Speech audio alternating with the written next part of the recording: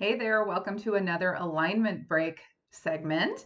This is where I like to take a small break with you, a very brief moment in time where we can focus a little bit more deeply on those subtle nuances that go into the process of alignment and getting into a state of alignment.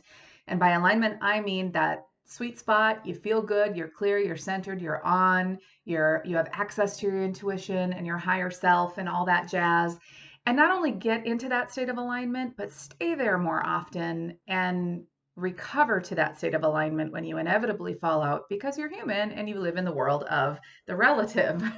So, one of the things that I really like to do and what prompted me to create this segment of alignment breaks is to cover those more subtle nuances to energy, vibrations, spirituality, metaphysics, all from the perspective, or especially as they pertain to the human experience, because I believe that we are all spiritual beings, energetic beings having a very human experience, and there aren't enough resources out there, in my opinion, that help us to kind of work with that and close that gap so that not only are we working the spiritual angle, but we're enjoying it while embracing our humanity, and which enhances everything.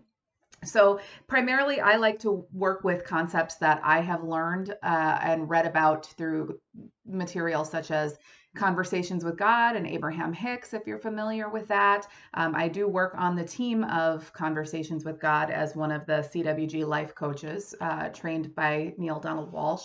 So I've learned a lot in the way of functional spirituality, and it's my greatest pleasure to bring it to you.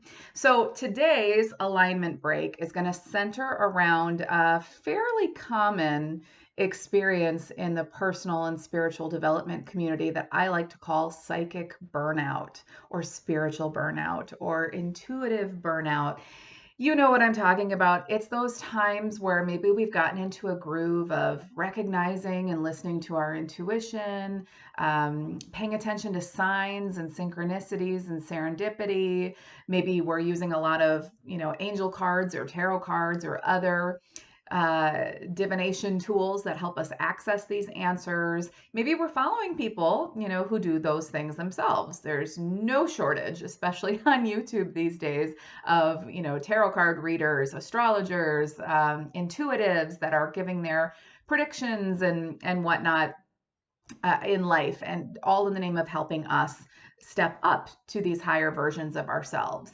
And there's a lot of really good ones out there. I follow several of them. And sometimes, like you probably, I run into psychic burnout where I just get so overwhelmed by it all that I don't know what's up, what's down.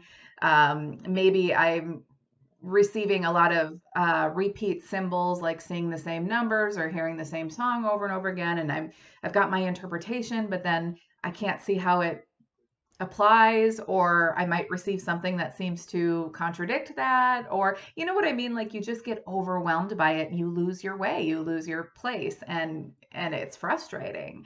And you don't want to ditch the whole thing because you believe in this stuff. You've likely, like me, have had enough of those experiences to operate from that place of believing is seeing, not seeing is believing, or not just seeing is believing, rather. But like what you're working with here. And most of the time, 90% of the time, this stuff is really functional. And especially if you become adept at accessing your intuition from that sweet spot of alignment, which, if you didn't see it, there is an alignment break video that I devoted to that, how to access and trust your alignment, versus those times where you just don't know. You don't know if it's an intuitive thought or a rational thought or whatever, or maybe you're not interpreting it correctly. There are some specific strategies and tips that can help you create more consistency there. So just search the alignment break videos and you'll find it. So with that burnout, first and foremost, it disconnects you from your higher self. It kicks you out of alignment, right? Because now you've introduced a ton of resistance because you're trying so hard to figure everything out, to discern which source or which message or insight or intuitive hit or piece of guidance you received is actually true and therefore useful. Um, but after a while, it just becomes like you're spinning and you can't really discern or trust anything. So again, rather than ditching the whole process, it's really about unplugging from it. It is not unlike when we get too overwhelmed with our screens and social media and the internet and being accessible all the time to people with your phones and email and all that kind of stuff. Um, and you oftentimes hear people say like, okay, I'm gonna unplug for a while, and they'll take a day or a weekend or a week and just not go on social media or put an autoresponder on their email or silence their phone. Or they go on what they might call like a social media detox. I've done that before, and it really helps. And the reason is, and it's not necessarily that these things are bad in and of themselves. It's when there there becomes like an imbalance, right? Imbalance is always going to look and feel like some sort of overwhelm or confusion or chaos or stress or anything of that nature. That really, if we were to use Abraham Hicks speak, it's resistance, and it makes it doubly hard for us to access alignment in that space. So much like you would do in that instance with screens and social media, you unplug, you detox, you take a break. Same here. What does that look like? Maybe you stop watching that YouTube channel or those videos that pull cards every week. Maybe you take a break from pulling your own cards.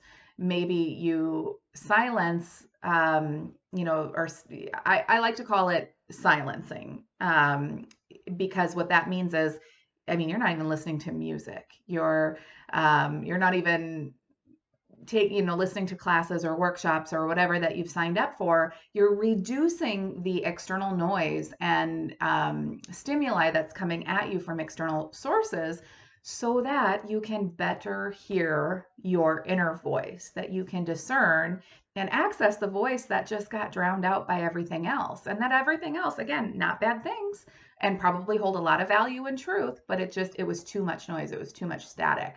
So create some silence for yourself, unplug, and just practice presence, noticing the space around you. What's the temperature? What do you smell? What do you taste? What do you hear? What do you see right in front of you? What color are the trees? Are the leaves on the trees? Name all the different varieties of plants that you see this time of year that I'm recording this early summer. Just bring it back to basics. And that really can do the trick in and of itself in no time at all. The other tip is to, well, it kind of builds off of that one. As you're taking a break from this stuff, if you're not going to go into silence mode, go into play mode. Just stop doing all the serious spiritual seeking and just go play. Go to a movie, a comedy, or something that has at least no intentional spiritual or personal development value to it. Go hang out with that friend that acts like an immature jackass but makes you laugh so hard because of it. That's one of my personal faves. Just go do things for the fun of it, not for the growth aspect. And don't waste any time trying to discern any meaning from it. Just make the point to enjoy yourself. That can really help with burnout.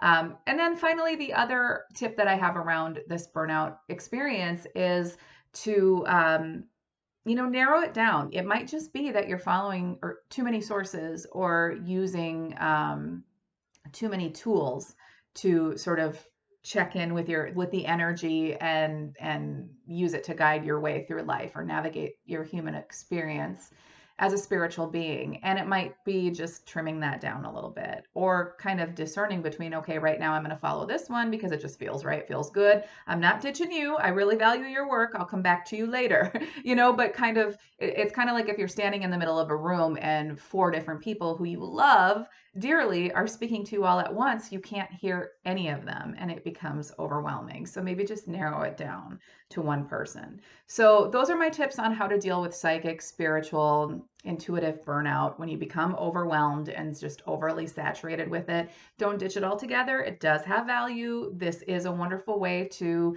navigate and experience your life, to consciously co-create, but you might need to take a break and give yourself some silence to once again reconnect and access your inner being and your voice, or just engage in play, fun, leisurely pleasure without looking for any kind of spiritual meaning or anything like that.